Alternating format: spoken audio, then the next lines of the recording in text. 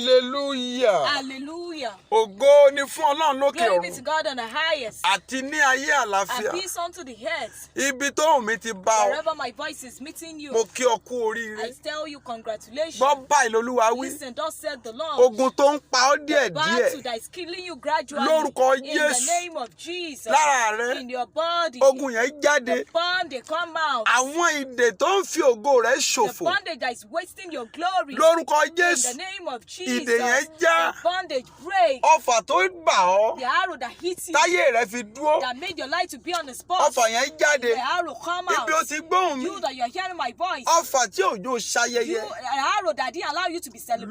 Lórúkọ Jésù. In the name of Jesus. Iná gbé jáde. The fire of God bring it out. Ọfà tó fi jọ wọ́n lé The yín. arrow that makes you resemble them in your Lórúkọ household. Jésù. In the name of Jesus. Ó rí ọfà yẹn You mọ́. find the arrow no more. Gbọ́ eléyìí. Listen to this. Mo wí lórúkọ I say Olúwa. it in the name of the Lord. Ẹ̀yin tó ń gbóhùn mi. You that you are hearing my Tó ń voice. ṣàmì And you're àdúrà. saying amen to prayer. Àwọn ọfà tó ń fàkókò ẹ̀ ṣòfò. The arrow that wasting your time. Lórúkọ In the Jésù. name of Jesus. Ọfà yẹn jáde o. The arrow come out. Gbogbo ọmọ tó bí. Every children you have. Ogun ò ní borí wọn. Battle will not conquer Ẹ̀yin them. tẹ́ ẹ̀ tí ì bímọ. You that you are yet to have a Lórúkọ child. Jésù. In the name of Jesus. Ogun ò ní dúró de ọmọ rẹ. Battle will not wait for your children. Lórúkọ In Jésù. the name of Wàá dẹ̀ ní Jesus. testimony. And you have a testimony. Ibi ó ti gbóhùn mi. Wherever you're hearing my voice. Ẹ̀rí rẹ̀ láyé Your já. testimony go around Bí the mo ṣe world. wí, As I've said ó it, ti rí bẹ́ẹ̀ o. so shall it be. Ògo ni fún Ọlọ́run Glory lókè be to ọ̀run. God on the highest. Àti ní ayé àlàáfíà. And peace unto the Mo earth. gbàdúrà I pray fún ẹ̀yin ọmọ for you Ọlọ́run children of tó ń God sẹ́ndì káàdì that sí you are wa. sending cards to us. Ẹ̀yin tó ń lo You data that you fún are wa. loading data for us. Ẹ̀yin ọmọ májẹ̀mú You children of covenant tó san ìdá that mẹ́wàá you are paying your sínú tithes ìpè to yìí. this ministry. Ẹ̀yin PMI Strive. You PMI Strive. Gbogbo ẹ̀yin tó partner pẹ̀lú You ministry. that partner with this Ẹ̀yin tó ministry. gbàgbọ́ ní ìpè You yìí. that you believe in this Báyìí ni Olúwa calling. wí. Thus says the Lord. Ẹ ò ní solú ọmọ You will nù. not lose a glorious Mo child. sọ tẹ́lẹ̀. I make a declaration. Bí Olúwa ti ń bẹ. As the Lord liveth. Tí ẹ̀mí ẹ̀ wà. And as his soul liveth. Ẹ ò ní solú ọmọ You will nù. not lose your glorious children. Gbogbo ẹni tó sọ pé You, anyone that says òun á that, fayé hàn that yín. they will show you the Lórúkọ world. In Jésù. the name of Jesus. Ilẹ̀ máa gbé mi. Ground will swallow them up. Àṣẹ Ọlọ́run ni The pé authority of the Lord is ilẹ̀ ò kì í kú. that the ground does not die. Lórúkọ In Jésù. the name of Jesus. Ọmọ rẹ ò ní kú Your o. children will not die. Ẹ̀yin tẹ́fẹ́kẹ́tẹ́ ò You that ní. you want to do but you don't Ọ̀run have. gbàdúrà The fún heaven pray for you. Ìran rẹ máa Your ṣe. vision will be Mo gbàdúrà fulfilled. fún Nàìjíríà. I pray for Nigeria. Orílẹ̀-èdè This yìí nation kò ní dàrú. will not be scattered. Nàìjíríà. Nigeria. Àwọn ọ̀tá rẹ. Your enemies. Ilẹ̀ gbé wọn mì. Go and swallow them Ọ̀rẹ́ up. Nàìjíríà. The friends of Nigeria. Lórúkọ In the Jésù. name of Jesus. Wọ́n ò ní testimony. They will have a testimony. Nàìjíríà. Nigeria. Padà síbi Go ìsinmi back rẹ. to your place of Bí mo rest. ṣe wí, As I've said ó it, ti rí bẹ́ẹ̀ o. so shall it be. Ògo ni fún Ọlọ́run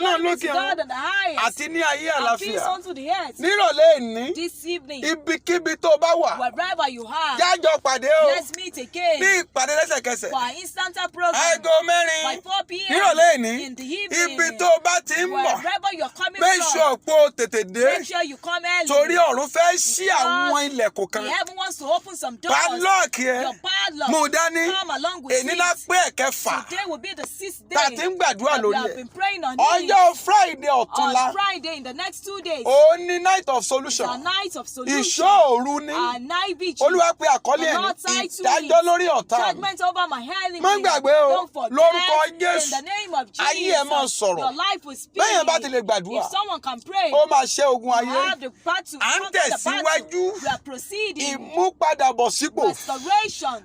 Series 3 lè ní. This is series 3. Ìmúpadàbọ̀sípò. Restoration. Series 3 ní. Series 3. Lórúkọ In Jésù. the name of Ó Jesus. dá gbà lọ́wọ́ ẹ̀. That which has been taken from Ọ̀run you, máa dá the padà. heaven will restore it back. Ẹ gbọ́ mi sàmà. Listen to me, sirs and man. Àwọn kan wà. There are some people, Ojú ń pọ́n wọn. they are in affliction. Ẹni tó ń pọ́n wọn The lójú. person afflicting them Ẹni tó súnmọ́ wọn is ni. the person close to them. Èèyàn lè máa fìyà jẹ Someone èèyàn. can be afflicting you, Ẹni tó dẹ̀ ń fìyà and jẹ the èèyàn. person afflicting the Á dẹ̀ person súnmọ́ yàn. and will be close to the Ohun tó ń person. là kọjá That yìí. which you are going through. Ogun tó mọ̀ ọ́ There ni. is a battle that knows Kí tiẹ̀ náà ń you. pè lógun. What we call battle. Ogun ni tó ń gbomijé lójú èèyàn. Battle is that which takes tears from the eyes of the Ogun tí ò man. mọ̀ The ọ́ battle that does not know kò lè you jà ọ́. cannot afflict you. Àwọn ìwo lógun. What we call battle. Ogun ni èèyàn. Battles are humans. Ogun ò ṣe spirit. Battles are not spirit things. Ẹ̀dá èèyàn They kan are ni humans like ló you sọ̀rọ̀ that ẹ̀dógún. now make themselves to become Gbogbo ẹ tó battles. ń jà ọ́ lógun. Anyone afflicting you with battle. Nínú májẹ̀mú ìpè In mi the ni mo calling of dúró my sí. call, I'm standing in the covenant of my Lórúkọ calling. Jésù. In the name of Jesus. Ọ̀run waste The ẹ̀. heaven waste Ẹ time. gbọ́ sàmà. Listen to me, sirs and Àwọn moms. kan ń gbìyànjú. There are some people, they are making Ogun efforts. òjò ṣò. Battle didn't allow you to Wọ́n ń show. làkàkà. They are struggling. Ogun òjò But ṣò. battle didn't allow you to show. Ṣùgbọ́n báyìí l'Olúwa But wí. listen, thus says Ẹni the tí ò Lord. jẹ́ làkàkà The ó person yọ. that didn't allow your struggling Ọ̀run to show. palẹ̀ wọn mọ́. The heaven cleared Àwọn them. ọmọ Ísírẹ́lì. The children of Israel. Àwọn náà pọ́n wọn lójú They gan. too were afflicted. Àwọn Mídíánì. The Midianites Wọ́n pọ́n wọn lójú o. afflicted them. Wọn ò ní ká má gbìn They nǹkan. didn't even allow them to. They Ṣùgbọ́n didn't wọn tell them not to jẹ́ plant. kán jèrè But ẹ̀. they allowed them to have Wọn ò reward for ní their ká má harvest. ṣe wàhálà. They didn't tell them not to Wọn ò struggle. jẹ́ ń jèrè iṣẹ́ But they wọn. didn't allow them to see reward for their Àwọn work. ogun tó máa ń jáde The battle that come out ní ìkórìtà tó yẹ kéèyàn at jèrè. the junction where a man is meant to Ẹ̀yin meet their kan la neighbor. rán mi sí. Someone has been sent to someone Làálàá tó ń ṣe to yìí. strive for what you are making. Ó yẹ kó o ní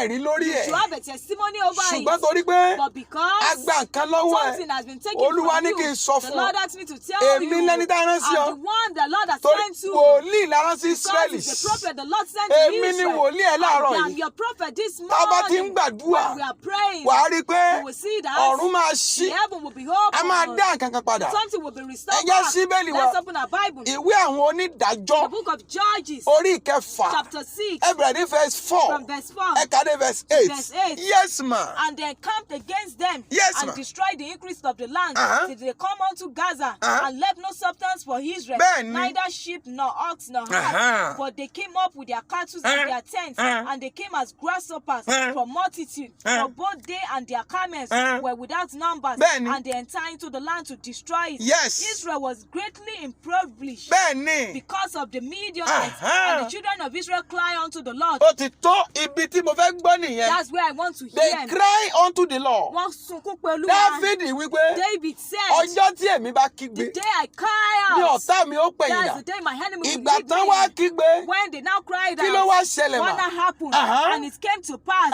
when the children of Israel cried unto the Lord Uh-huh. because of the Midianites. Uh-huh. The Lord sent a prophet unto the children of Uh-huh. Israel, and which said unto them, Yes. thus said the Lord Ó God ti of tó Israel. hallelujah. Hallelujah. Olúwa rán wòlíì sí The wọn. Lord sent them a Pé prophet báyìí l'Olúwa wí. that thus said the Èmi Lord, la rán sí ọ. I am the one that have been sent Àdúrà iná to ni o you. gbà. This is the prayer they asked you to pray. Ogun tí ò jẹ́ ń jèrè The iṣẹ́ battle mi. that didn't allow me to receive a reward for my work. Ẹ la iná. Be consumed by fire. Ṣó ń gbàdúrà? Are you praying? Ẹ̀yin ogun You battles tó ní kò ṣeré that say there's no reward lórí iṣẹ́ mi. over my work. Ẹ la iná. Be Ẹ consumed by gbàdúrà fire. kejì Pray yìí. the second prayer. Mídíánì The Midianites tó dìde ogun sí mi. that arise to me with Ẹ battle. fàyélẹ̀. Depart the Sójà world. dúà. This sound like a Gbogbo prayer. Mídíánì Every tó dìde ogun Midianite sí that mi. rise to me with battle. fàyélẹ̀. Depart the world. Ẹ gbàdúrà kẹta. Pray the third prayer. Ẹ̀yin Mídíánì You tẹ́ ń Midianites pọ́n mi lójú. that is afflicting me. Ẹ fara gba idà. Be smitten. Ó gbàdúrà You are o. not praying. Mídíánì The tó ń pọ́n Midianites iṣẹ́ mi that is lójú. afflicting my work. Pọ́n ayé mi lójú. Afflicting my life. Fara gba idà. Be smitten. Ẹ gbàdúrà Pray eléyìí. this prayer. Olúwa Oh Lord. ta ni ò jẹ́ iṣẹ́ mi ó lérè. Who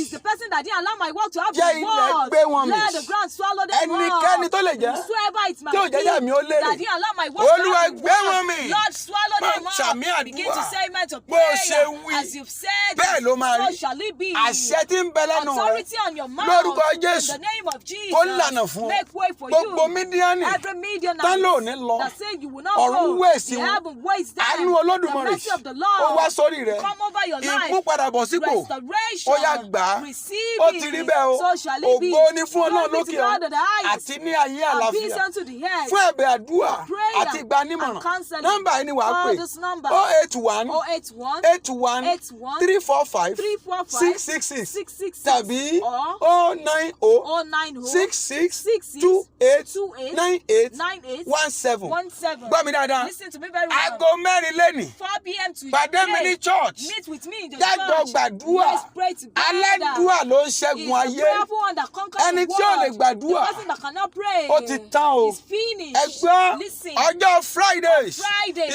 ìṣòro ni Our vigil ẹ̀ẹ̀kan lóṣù ni. is once in a month. Má miss ẹ o. Don't miss it. Night of Solution. It's Night of Ìṣòro. Solution. It's a vigil. Olúwa pe àkọlé ẹ̀ ní Our title is ìdájọ́ Judgment lórí ọ̀tá over mi. my enemy. Bá a bá ti dájọ́ When wọn, their judgment is made, Fáráò á Pharaoh jẹ́ kí Ísírẹ́lì will lọ. allow Israel to go. Ó yẹ kó o lọ You should go. lórúkọ In Jésù. the name of Jesus. Wàá dẹ̀ bọ́ lọ́wọ́ You will be ogun. delivered from Bẹ́ẹ̀ battle. lolúwa So wí. said the Lord. Láago mẹ́sàn-án By alẹ́, 9 p.m. in jẹ́ the pàdé night, online. let's meet again. Evangelical Apostolic Evangelical Church Apostolic Church, Abuja branch Abuja branch, lórí Facebook. on the Facebook. Kájọ gbàdúrà And pray ojoojúmọ́ ni together. Yes, every day. láago mẹ́sàn-án By alẹ́. 9 p.m. Orúkọ mi ò yí My padà. name has not Matthew changed. Ilésànmí Prophet Matthew tí Ilésànmí, gbogbo ayé ń pè that ní everybody